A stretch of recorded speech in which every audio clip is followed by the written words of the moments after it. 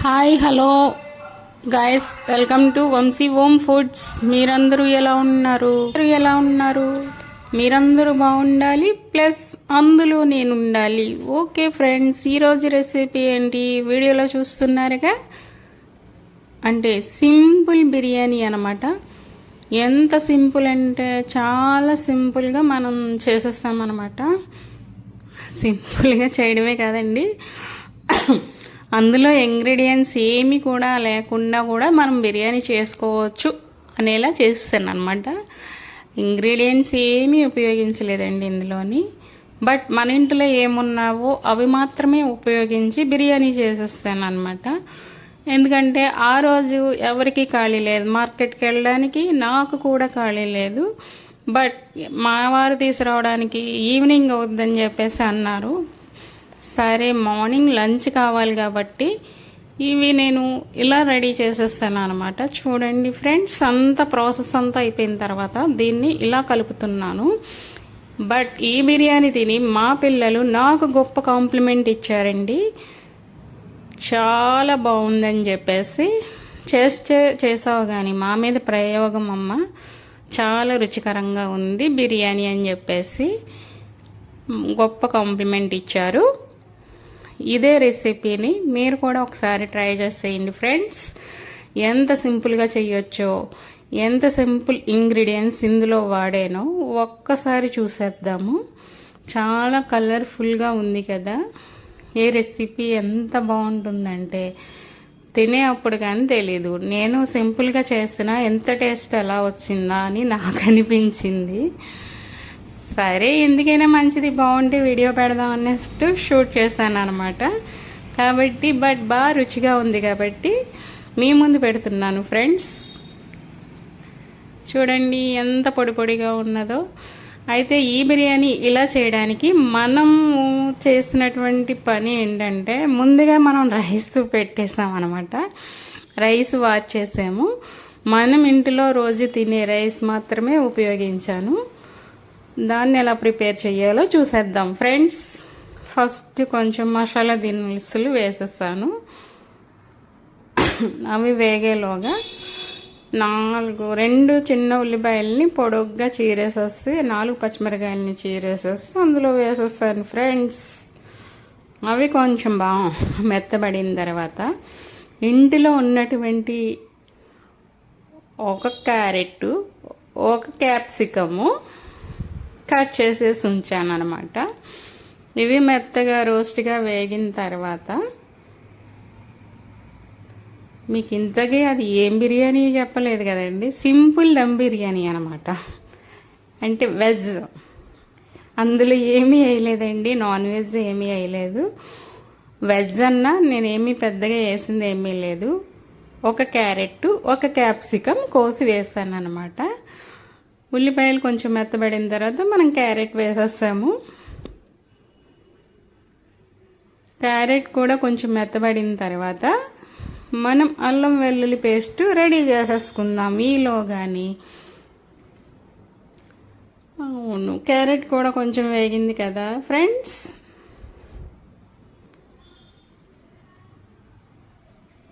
ఈలోగా అల్లం వెల్లుల్లి పేస్ట్ రెడీ అయిపోయింది కదా, దాన్ని కూడా వేసేద్దాం. ఓకే, అల్లం వెల్లుల్లి పేస్ట్ వేసేస్తాను. దాన్ని కొంచెం వేగిన తర్వాత, అల్లం వెల్లుల్లి పేస్ట్ వేసిన తర్వాత ఉల్లిపాయ ఎక్కువసేపు వేగదండి, తొందరగా వేగిపోతుంది. అందుకే కొంచెం వేగిన తర్వాత అల్లం వెల్లుల్లి పేస్ట్ ఎప్పుడైతే వేసేస్తామో 1-2 మినిట్స్లో ఉల్లిపాయ కూడా వేగిపోతుంది అనమాట. వేగిపోయిన తర్వాత మనం క్యాప్సికమ్ అనేది చాలా బాయిల్ చేసినా సరిపోతుంది అనమాట. అందుకు లాస్ట్లో వేసుకోవడం చాలా బెస్ట్ అండి క్యాప్సికమ్ అనేది. ఆయిల్లో కూడా కొంచెం నెయ్యి వేసాను నేను. బిర్యానీకి ఎప్పుడు డాల్డా కంటే నెయ్యి వాడడం చాలా బెస్ట్, కాబట్టి కొంచెం నెయ్యి కూడా వేసేసుకుందామండి. ఇలా మెత్తబడనిచ్చి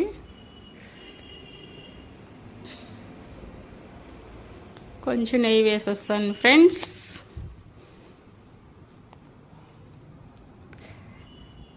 ఏదైనా మనం అవి ఉండాలి, ఇవి ఉండాలి, ఇవి ఉంటేనే అవి ఉంటేనే బాగుంటుంది అనేది ఎప్పుడు ఉండదండి. చేసే మన పద్ధతిని బట్టి, మన మనసుని బట్టి ఏ ఫుడ్ అయినా టేస్టీగానే ఉంటుంది. ఉన్న ఇంగ్రీడియంట్స్ని ఉపయోగించి చేయొచ్చు, ఎంచక్క చేయొచ్చు. కొంచెం పసుపు వేసామండి కలర్ఫుల్గా ఉండడానికి, తగినంత కారం.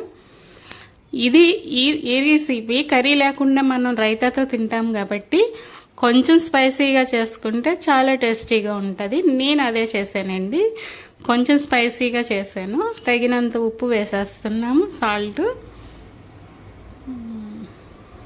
నేను చేసే కుక్కర్ వచ్చేసి 1/2 కిలో ఉడుకుద్దండి.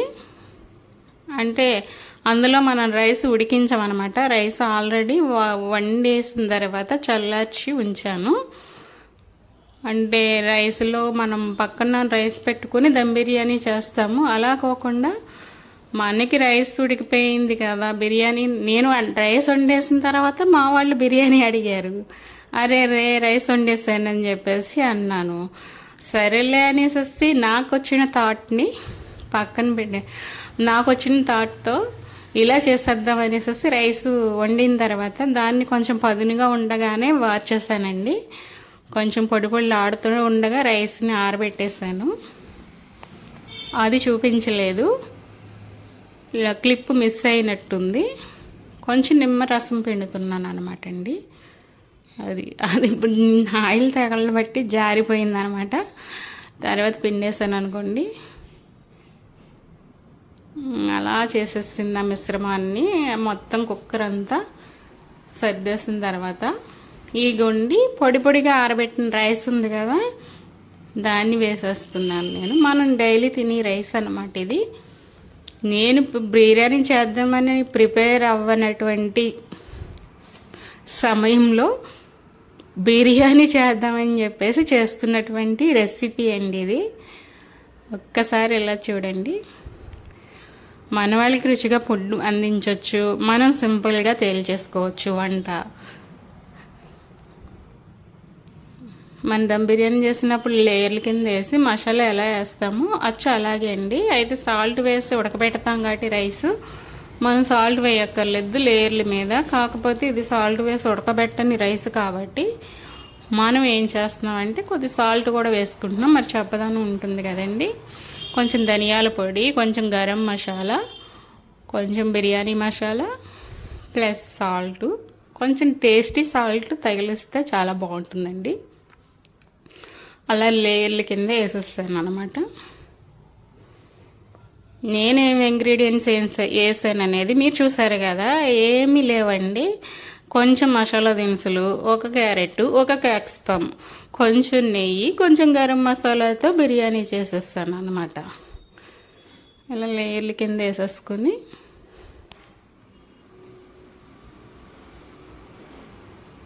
నేనైతే 2 లేయర్స్ కింద వేసాను అనమాట రైస్. అది 1/2 కిలో కుక్కర్ కాబట్టి మాకు మా ఇంట్లో వాళ్ళకి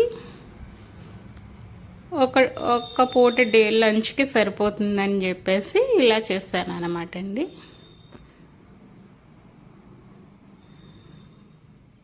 చూస్తున్నారు కదా, కుక్కర్లోనే ఎందుకు వేసాను అంటే మనం ముందుగా రైస్ ఉడకపెట్టేసాం కాబట్టి ఈ దలసరి కుక్కర్లో వేస్తే రైస్ స్టీమ్ అవుద్దన్న ఉద్దేశంతో నేను కుక్కర్లోనే చేశానండి. మనం విజిల్స్ వేయించం, ఇంకా అలా డైరెక్ట్ మూత పెట్టేస్తాం అన్నమాట.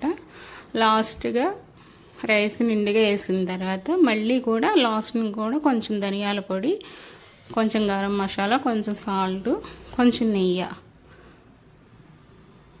కొంచెం కరివేపాకు, మన ఇంట్లో పుదీనా కానీ కొత్తిమీర కానీ లేవన్నమాట. అందుకు కొంచెం ఉన్న దాంట్లోనే వేసాను, కొంచెం కరివేపాకు వేస్తాను అనమాట అండి. ఇంత సింపుల్గా టేస్టీ ఫుడ్ తయారు చేసుకోవచ్చని అంటే నేను ఇదివరకు చాలాసార్లు చేశాను అలాగా, బట్ ఎప్పుడు వీడియో తీయలేదు. నేను సరదాగా వీడియో తీశాను, అది టేస్ట్ బాగుంటే మీకు పెట్టవచ్చని. ఇదేంటనుకుంటున్నారు, ఫుడ్ కలర్ అనమాట. అంటే రెస్టారెంట్లో చేసినటువంటి స్టైల్ రావాలని చెప్పేసి కొంచెం ఫుడ్ కలర్ ఇలా వేసానండి. మంచి కలర్ఫుల్గా ఉంది కదండి, చూడండి. నాకైతే నోరు ఊరిపోతుంది. చాలా సింపుల్గా అనమాట. మనం బిర్యానీ చేయాలంటే ప్రయాస పడిపోక్కర్లేదు. అలాగని అవి కావాలి ఇవి కావాలి అనేసి అవి ఉంటే కానీ ఇవి ఉంటే కానీ చేయకూడదు, రాదు, బాగోదు అన్న సిస్టమ్ లేదండి. మన మనసు బాగుండాలి, మనం వండే ఆలోచన పద్ధతి బాగుండాలి, బాగా వస్తుంది, బాగుంటుంది అనడానికి ఇదే నిదర్శనం. అంతా అయిపోయిందండి. 10 నిమిషాలు మూత పెట్టేసిన తర్వాత దాన్ని, అంటే కుక్కర్లో కదండి కలపడానికి వీలు ఉండదనేసి నేను ఒక వెడల్పాటి పళ్ళుని తీసుకొని దాన్ని బోర్లించేస్తాను అనమాట. దాన్ని తీయడానికి అవ్వలేదు నాకు. పళ్ళుల్లోకి బోర్లించేస్తాను. బోర్లించేసిన తర్వాత ఈ మిశ్రమం అంతా కలిసేలాగా కలిపేస్తున్నాను అనమాట. కుక్కర్ చిన్నగా ఉంది కాబట్టి అది లోపల అడుగు నుంచి తీయడానికి కుదరదు, నిండుగా ఉంది కాబట్టి. అందుకు ఇలా చేశానండి నేను. ఇలా వేసి కలిపేసిన తర్వాత నేను మళ్ళీ అదే కుక్కర్లోకి వేస్తాను అనమాట. ఆ తర్వాత దీన్ని రైతాతో తింటే ఉందండి బాబు టేస్ట్. మా పిల్లలైతే కాంప్లిమెంట్ మీద కాంప్లిమెంట్ ఇచ్చారు నాకు. అమ్మ ఇంత సింపుల్గా కూడా బిర్యానీ చేస్తే ఇంత టేస్టీగా వస్తుంది అన్నది నువ్వే నిరూపించావు అని చెప్పేసి కాంప్లిమెంట్ ఇచ్చేసారు. మనం చేస్తున్న ఫుడ్ మన పిల్లలు మెచ్చుకొని మనకి కాంప్లిమెంట్ మీద కాంప్లిమెంట్ ఇస్తే మనకి అంతకన్నా ఆనందం ఏముంటుంది చెప్పండి ఫ్రెండ్స్. చూడండి ఫ్రెండ్స్, లాస్ట్లో ఇలా చేసి సర్వ్ చేసేసుకుంటున్నాం. దీంట్లో ఏం అక్కర్లేదు. రైతా కానీ కాస్త నిమ్మరసం పిండుకొని ఒక్క ఉల్లి ఆనియన్స్ లేయర్ నంచుకొని తింటే ఏం మజాగా ఉందంటే చెప్పలేమండి. చాలా బాగుంది. మనకి అసలు నాన్ వెజ్తో పనే లేదన్నట్టుంది ఈ బిర్యానీ. ఓకే ఫ్రెండ్స్, ఈ బిర్యానీ మీకు నచ్చిందా లేదా కామెంట్ చేసి చెప్పండి. అన్నిటికంటే ముందు మీరు ఫ్రెండ్స్ సబ్స్క్రైబ్ చేసుకోండి. సబ్స్క్రైబ్ చేసుకొని చూడండి ఫ్రెండ్స్. ఈ వీడియోలు మన ఫాలోవర్స్ అందరూ సబ్స్క్రైబ్ చేసుకుని లైక్ చేయమని, షేర్ చేయమని అడుగుతున్నాను friends. Thank you for watching. Okay friends.